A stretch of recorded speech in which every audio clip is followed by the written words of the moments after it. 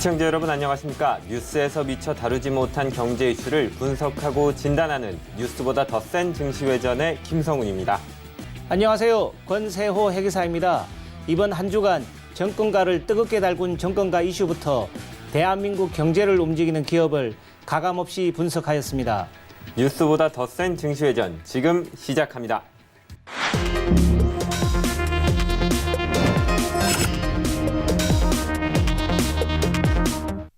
먼저 한 주간 화제가 됐던 증권가 소식을 정리해보는 더 센 증권가 이슈 시간입니다. 최근 증시가 좋지 않았음에도 불구하고 개성 있는 기업들이 상장에 도전하고 있는데요.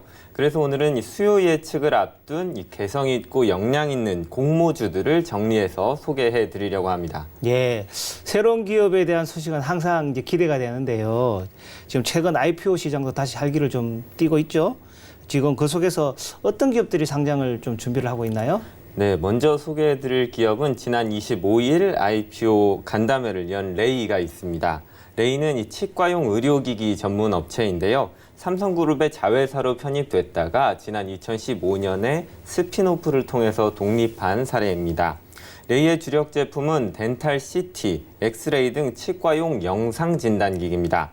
의료공학을 전공한 레이의 창업주 이상철 대표가 지난 2008년에 국내 최초로 개발해 주목을 받은 CBCT와 또 2D 기반의 레이 스캔 등이 전체 매출의 약 60%를 차지하고 있습니다. 네. CT는 뭐 병원에서 좀 많이 쓰는 것이라서 네. 조금 뭐 익숙하긴 한데 CBCT는 조금 생소하긴 하네요. CBCT가 뭐죠? 네, 저도 이 CBCT를 처음 듣는 거라서 좀 찾아봤는데 이 CBCT는 콘빔 CT라고도 불리는 장비인데 일반적인 CT는 촬영 부위 전체를 층층이 돌아가면서 촬영한다면 이 CBCT는 촬영 부위의 네 방향에서만 촬영을 하고 후에 각 영상을 이 컴퓨터 프로그램으로 합성하는 방식입니다. 따라서 일반적인 CT 촬영보다 인체의 방사능 노출 정도가 훨씬 낮고 또 빠르고 저렴하게 촬영할 수 있다는 장점이 있고요. 하지만 해상도가 좀 낮다는 단점이 있긴 한데 이 치과용으로 쓰기에는 손색이 없다는 것이 전문가들의 분석입니다. 네. 그 말씀 들어보니까 이제 CBCT를 병원들이 좀 많이 좀 사용할 것 같다. 그런 느낌도 좀 들긴 하는데 레이의 실적은 좀 어떻습니까? 네, 레이는 지난 2016년 매출액 265억 원을 시작으로 2017년에 330억 원, 2018년에 515억 원을 기록하면서 꾸준히 성장을 해왔습니다. 올해도 1분기에만 이미 134억 원의 매출액을 보였는데요. 영업이익도 꾸준히 증가하고 있습니다. 2016년에는 13억 원, 2017년에는 20억 원, 지난해에는 60억 원을 달성했습니다. 이 레이가 이렇게 양호한 실적을 보이자 일각에서는 삼성경영진이 이 레이의 스핀오프를 허락한 것을 좀 아쉬워하고 있다 이런 풍문도 들고 있는 상황입니다. 네. 실적이 계속 오르는 거 보니 삼성이 좀 아쉬워할 만하다. 좀 이렇게 느껴지기도 하네요. 근데 실적이 계속 또 좋아지는 비결은 또 무엇일까요? 예. 이 레이의 실적의 비결은 이미 레드오션인 국내 시장을 넘어서 수출에 좀 집중을 하고 있다는 점을 들어볼 수 있겠습니다. 레이는 현재 미국, 중국, 독일, 일본, 호주, 대만 등 해외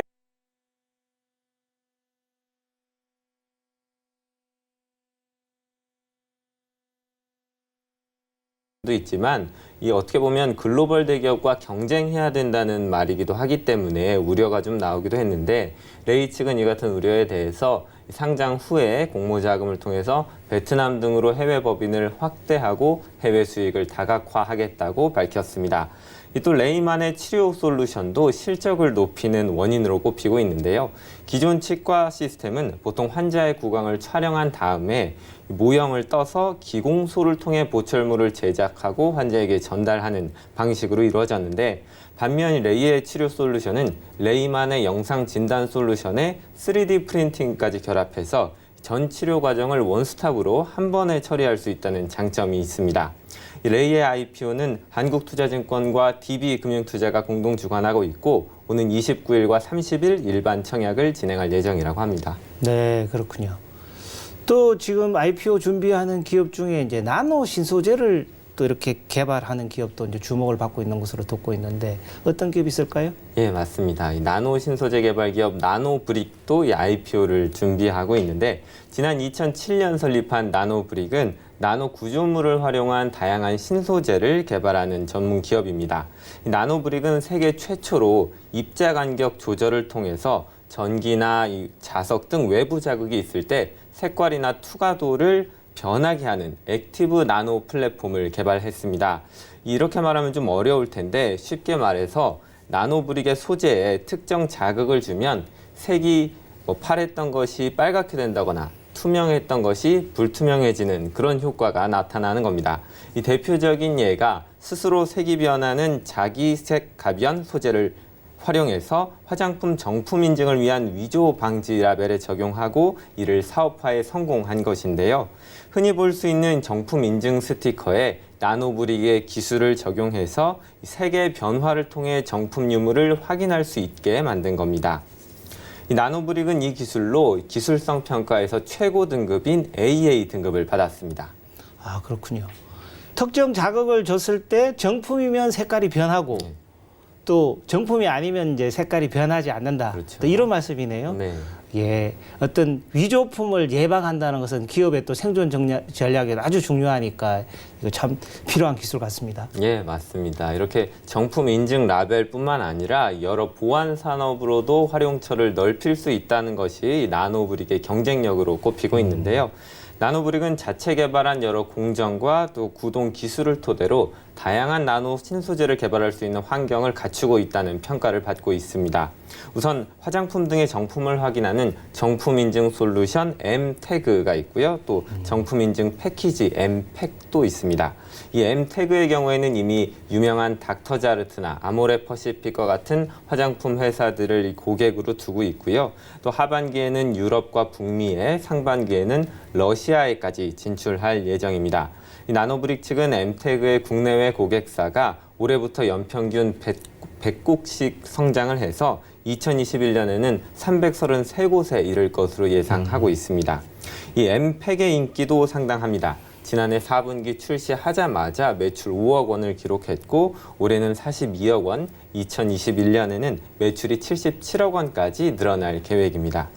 또 지난해에는 중국 조페잉크 공사와 중국의 위안화, 증권, 어음, 여권 등 각종 보안 문서에 사용되는 특수 잉크에 대한 독점 계약을 체결했는데요.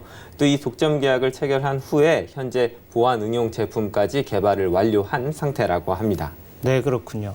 확실히 좋은 기술이긴 한데 이제 보안 솔루션 분야로 또 진출하는 만큼 또 이제 기술 도용 문제, 이 문제에 대해서도 좀 충분히 고려를 해봐야 될 것 같습니다.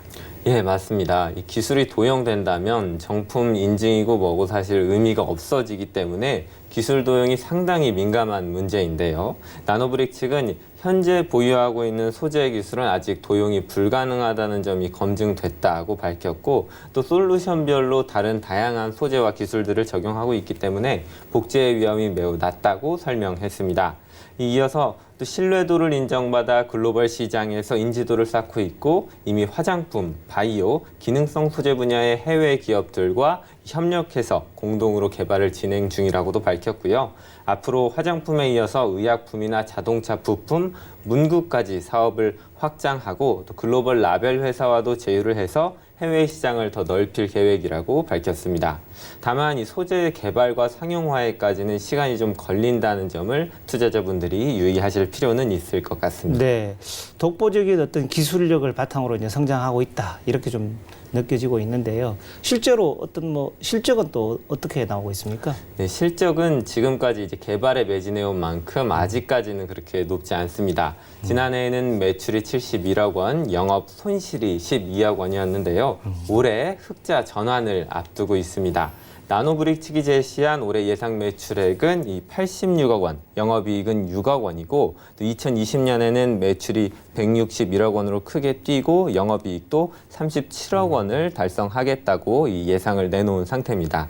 이 나노브릭의 IPO 대표 주관사는 KB증권이고 다음 달 7일과 8일 양일간 청약을 실시할 예정입니다. 네, 그 레이하고 나노브릭 또 이외에 또 뭐 이렇게 눈여겨볼 만한 공모주가 있을까요?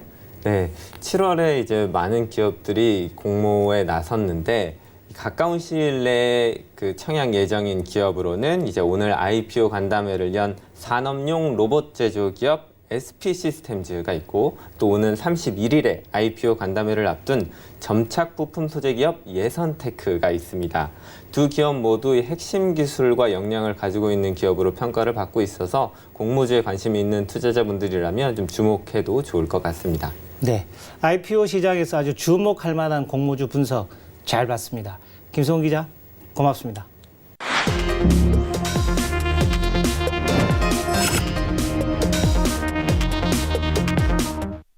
다음은 권세호의 덧센 기업연구소입니다. 대한민국을 움직이는 기업들, 이 기업들 중에 어떤 기업이 건강하고 좋은 기업인지 권세호 회계사가 재무제표를 철저하게 분석해서 검증해 주실 겁니다.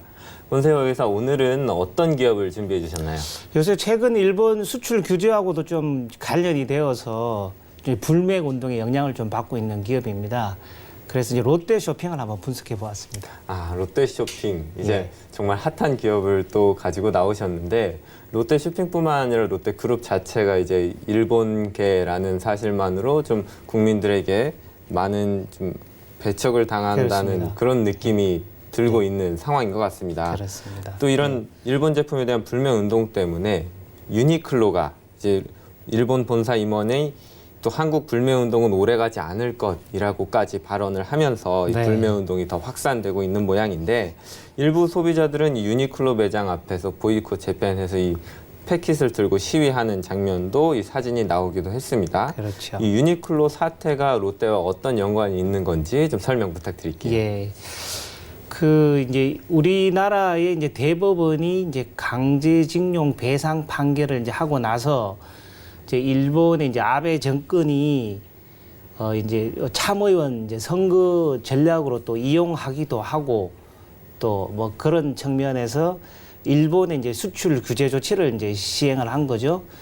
어떻게 보면 경제 침략 행위다 이제 좀 이렇게 이제 인식이 될 수가 있을 것 같은데 그래서 우리나라에서 이제 주요 수출 제품인 이제 반도체, 디스플레이 또 스마트폰에 이제 사용되는 이제 그 소재 부품인 그 폴리이미드, 그 레지스트, 에칭가스 이런 부분들을 이제 수출 규제를 하고 그리고 또 그 이어서 지금 이제 화이트 국가 리스트에서 제외해서 이제 우방국에 대해서 이제 수출 허가 조건을 좀 간소화하는 어떤 그런 절차들도 이제 좀 없애겠다. 이제 이렇게 지금 나오고 있는 이런 상황이란 말입니다. 그래서 뭐 다각도로 이제 우리나라도 이제 대응을 하고 있죠. 지금 가장 좋기로는 이제 국산화와 대일 무역 이제 수입 의존도 이런 부분들을 좀 없애가지고 우리나라 자체에서 이제 이런 부품 소재들을 이제 개발하고 소비하면 제일 좋겠지만 그것은 좀 시간이 걸리는 문제니까 일단 정부는 이제 WTO 뭐 제소를 하고 국제 여론을 좀 환기시키려는 이런 노력들을 지금 하고 있는 상황이고요. 또 한편으로는 이제 우리나라 이제 국민들 입장에서는 이제 애국심으로 또 똘똘 뭉친 또 우리 국민들 이시니까 또 지금 이제 일본 제품 불매 운동을 지금 하고 있는 또 그런 이제 상황입니다. 그 이 와중에 이제 일본 제품 이제 불매 운동을 하다 보니까 당연히 이제 그 일본 제품 이제 유니클로도 이제 하나의 그 불매 운동 대상이 되었는데 이제 이렇게 불매 운동을 하다 보니까 이제 일본에 있는 본사 임원이 이러한 이제 불매 운동이 오래 가지 않을 것이다. 이제 이런 이제 발언을 한 거예요. 네. 그러다 보니까 이제 그런 또 발언에 또 저희 국민들이 또 더욱 더 이제 화가 나서 이제 유니클로 제품 이제 불매 운동에 이제 그 폭이 더 확대돼 가고 있었고 그러다 보니까 이제 지난 이제 17일 날 한번 그 이제 사과를 하기는 했어요. 그런데 이제 그 사과가 좀 미흡하다고 좀 판단이 되고 있어서 아직 뭐 논란이 가라앉지는 않았고 그 진정성이 없다. 이제 이렇게 판단해서 이제 그 논란이 가라앉지 않은 상태였고 이제 21일 다시 이제 그 유니클로의 이제 그 본사 일본 본사하고 이제 한국에서 그 수입 운영하는 FRL 코리아에서 다시 이제 공식 사과문을 내서 그런 부분들에 대해서 좀 죄송하다는 그런 사과문을 지금 이제 발표를 한 그런 상황이라고 보시면 이해가 되겠습니다. 네. 유니클로 매장이 저희 동네에도 있고 또 전국적으로 보면은 187개 굉장히 많은 숫자인데 수년간 이 국내 시장에서 1조 원대 연매출을 기록하면서 SPA 시장 1위를 기록했습니다. 뭐 지난번 애국 테마주 얘기가 나왔을 때도 이 탑10이 좀 대체 브랜드다 이런 얘기를 하기도 했지만 아직까지는 유니클로가 굳건한 강자 자리를 꽤 차고 있는 것 같은데 지금까지 국내에서의 영업 현황이 어떤지 설명 부탁드릴게요. 예, 이 유니클로는 이제 브랜드 이름이고요. 그 유니클로를 이제 한국에서 이제 수입하고 판매하는 회사는 그 FRL 코리아라는 회사입니다. 근데 이 FRL 코리아가 이제 2004년도에 이제 설립이 되었는데 이 FRL 코리아의 이제 주주 구성을 보면 그 일본에 있는 유니클로의 이제 본사죠. 본사 이름이 이제 패스트 리테일링 그룹이라는 곳인데 이 패스트 리테일링 그룹이 이제 51% 이제 출자를 하고 한국에서는 이제 롯데 쇼핑이 이제 출자를 하는 겁니다. 롯데 쇼핑이 이제 49%를 출자를 해서 이제 합작 회사로 만들어서 한국 내에서의 이제 영업을 하는데 그러다 보니까 이제 이런 영업장도 이제 롯데 그룹의 계열사, 유통 계열사에 내에 이제 매장이 많이 이제 들어와 있는 그런 형국이고요. 이 실적을 좀 살펴보면은 2017년도도 그렇고 2018년도도 그렇고 2017년도에는 매출이 약 한 1조 2천억이 넘었어요. 그리고 2018년도 8월 말 같은 경우에도 1조 3천억 이상의 이제 매출이 일어났었거든요.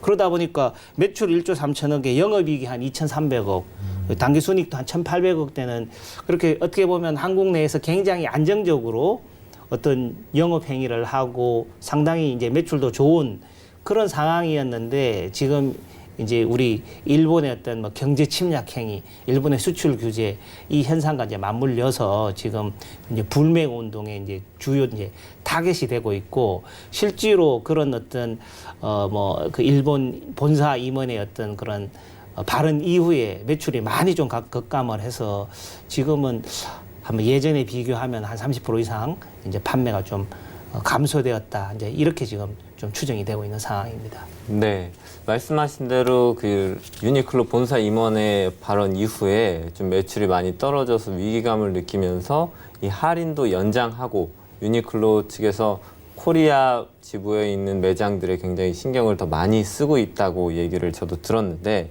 이 말씀하신 대로 유니클로 코리아가 2004년에 패스트 리테일링 그룹이 지분의 51%, 또 롯데 쇼핑이 49%를 출자해서 만들어진 것인데 이 지난번에 이 일본 수출 규제 관련해서 좀 언급이 됐을 때도 이 한일 합작 법인이 롯데그룹이 굉장히 많다고 좀 얘기가 나왔었죠. 그 일환으로서 이제 롯데 쇼핑도 이 일본 제품 불매 운동에 불똥을 얻을 수밖에 없다, 좀 타격을 받을 수밖에 없다 이런 분석을 좀 했었는데 이 유니클로와 롯데쇼핑과의 관계를 좀 더 심층적으로 분석해 주십시오. 예. 뭐 방금도 말씀을 드렸지만 이제 이 롯데쇼핑은 이제 롯데그룹의 계열사이지 않습니까? 그러니까 롯데그룹은 이제 정점에는 이제 롯데지주가 있고 롯데지주에는 이제 그 신동빈 이제 회장이 이제 지배를 하는 이런 형태로 이루어지고 있죠. 그러니까 신동빈 회장이 이제 롯데 지주를 지배하고 있고 롯데 지주가 이제 롯데 쇼핑을 이제 지배하고 있고 롯데 쇼핑은 한 45개 정도의 이제 종속 회사를 갖고 있습니다. 하이마트도 가지고 있고 뭐 우리 홈쇼핑도 가지고 있고 등등이 있는데 그 중에 이제 FRL 코리아라는 회사를 이제 합작으로 만들었고 이제 지분 49%를 가지고 있는 거고 그 51%는 이제 일본에 있는 본사인 패스트 리테일링 그룹이다. 이제 이렇게 보시면 될 것 같고요. 그렇기 때문에 이 유니클로의 어떤 불매 운동의 영향이 이 FRL 코리아에 이제 영향을 가는 것이고 또 이 FRL 코리아를 이제 또 투자하고 있는 롯데 쇼핑에도 이제 영향을 미친다. 이렇게 보시면 될 것 같습니다. 롯데 쇼핑을 좀 살펴보면 롯데 쇼핑은 이제 백화점 그리고 할인점 기본적으로 유통회사죠. 유통회사지만 점차로 이제 영역을 확장하다 보니까 이제 백화점, 할인점, 그리고 이제 하이마트도 인수를 해서 전자제품 할인점, 그리고 슈퍼, 그리고 이제 기타 사업 부문까지 굉장히 이제 다양하게 좀 확대하다 보니 그 회사가 이제 한 45개의 이라는 아주 큰 회사가 되었다. 이렇게 보시면 될 것 같습니다. 예. 네, 말씀하신 대로 롯데 쇼핑이 이제 유통계의 거물인데 아무리 크다고 해도 이제 여론을 속일 수는 없고 또 여론의 움직임에 영향을 받을 수밖에 없는 것 같습니다. 저도 이제 증시 동향을 좀 살펴보니까 지난 2주 전에 비해서 11% 넘게 롯데쇼핑 주가가 빠졌더라고요. 앞으로 또 경영 성과가 주목되는 부분이 있지만 지금까지 어땠는지 먼저 좀 설명 부탁드립니다. 예. 그 롯데 이제 쇼핑은 2017년도에 또 그 2018년도에 중국 이제 사업 철수하면서 또 많은 또 영향을 좀 받았습니다. 그래서 이제 그 과거 3개년 뭐 우리 손익 계산서를 한번 살펴보면 2016년도에는 매출액이 이제 24조에 가까웠는데 예. 이제 17년도, 18년도는 이제 17조, 18조 정도 수준으로 이제 매출이 이제 많이 감소가 되죠. 그래서 2018년도에도 보면은 매출이 18조에서 영업이익도 이제 뭐 한 5,900억 수준으로 좀 떨어졌는데 단기 순손실이 납니다. 그것은 이제 중국 사업을 철수하다 보니까 영업권과 이제 자산에 대한 손상, 차손 같은 것들이 발생해서 좀 다소 어떤 일시적인 상황이라고 뭐 볼 수는 있겠습니다만은 올해 들어서 2019년도에 이제 1, 4분기, 2, 4분기 또 상황을 또 좀 살펴봐야 될 것 같은데 기본적으로는 아까 말씀드린 뭐 백화점, 할인점, 슈퍼, 뭐 전자제품 할인점 뭐 다양한 사업을 구성하고 있습니다만은 그 중에서도 이제 할인점 사업이 좀 실적이 좀 많이 저조한 편입니다. 기존에 이제 기존 점들도 성장률이 많이 좀 떨어지고 있고 외용도 좀 축소되어 있고 무엇보다도 그 온라인 유통 채널 요새 뭐 쿠팡이라든지 마켓컬리라든지 이런 온라인 유통 채널과 이제 경쟁이 워낙 심하다 보니까 할인점이 이제 실적이 좀 많이 좀 저조한 그러한 상황이었었는데 최근에는 이제 이런 일본 수출 규제 영향으로 더 큰 또 영향을 이제 받을 수밖에 없는 상황이 되었습니다. 앞전에도 계속 말씀을 드렸지만 또 일본 어떤 그 제품 회사들과의 합작사들도 있고 또 우리 유통 계열사 내에 입점되어 있는 부분들도 있고 그러다 보니까 이런 우리 일본 제품 불매 운동이 계속 지속적으로 간다 그런다면은 그의 영향이 좀 직격탄을 계속 받을 이제 가능성이 있는 거죠. 그렇다 보니까 지금 어떻게 보면 주가 순자산 비율이라는 것을 이제 가끔씩 이제 우리 정권가에서 얘기를 하는 경우가 있는데 그것은 이제 그 주당 순자산이니까 어떻게 보면은 청산 가치 개념일 수도 있거든요.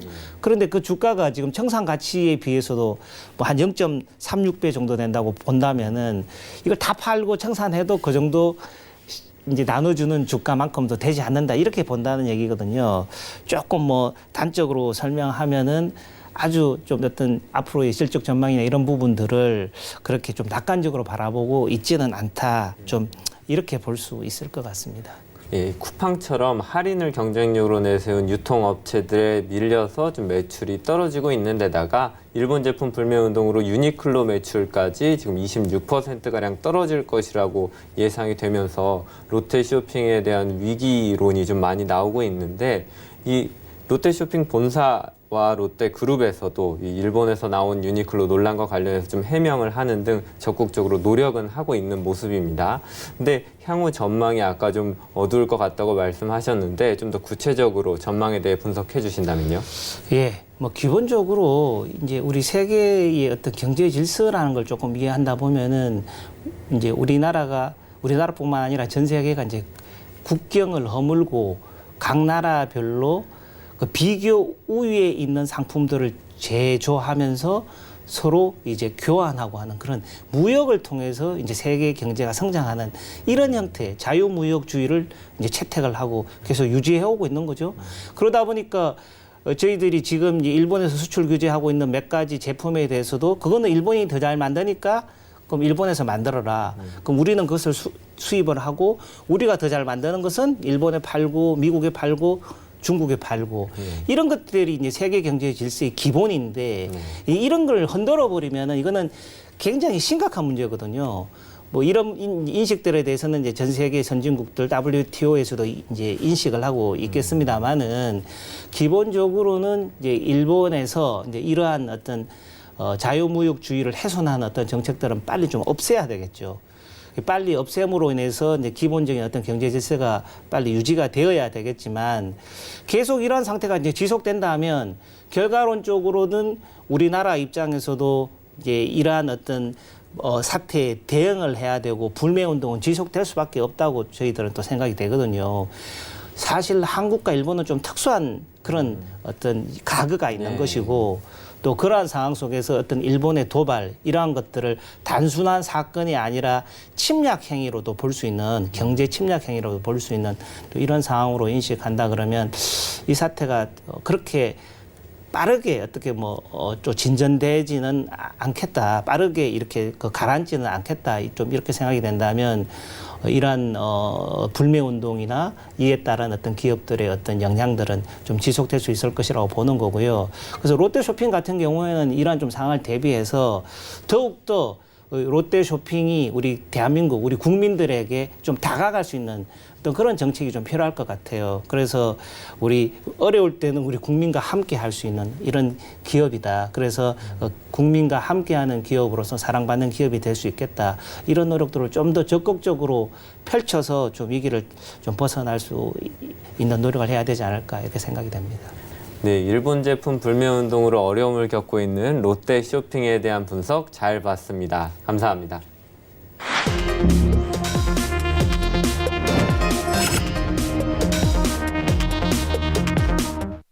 네, 덧센 증권가 이슈, 덧센 기업연구소까지 잘 보고 왔습니다. 원세호 기사, 오늘 분석해 주신 롯데쇼핑에 대해서 좀 한 줄로 임팩트 있게 요약해 주신다면요. 네, 애국심으로 위기를 극복하자.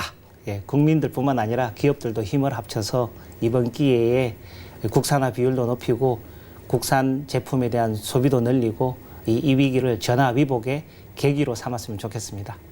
네, 제가 준비한 한 줄 평은 경쟁력은 남의 발목을 잡을 때 커지는 것이 아니라 자신을 갈고 닦을 때 커진다입니다. 이번에 상장을 준비하는 기업들에 대해서 분석하면서 이 기업들이 핵심 역량과 기술을 갖기 위해 얼마나 노력하고 갈고 닦아왔는지 알 수 있었는데요. 반면에 일본은 우리의 판결에 대한 보복 조치로 자신들의 경쟁력을 내세우고 있고 또 수출 규제를 이어가겠다고 말하고 있습니다.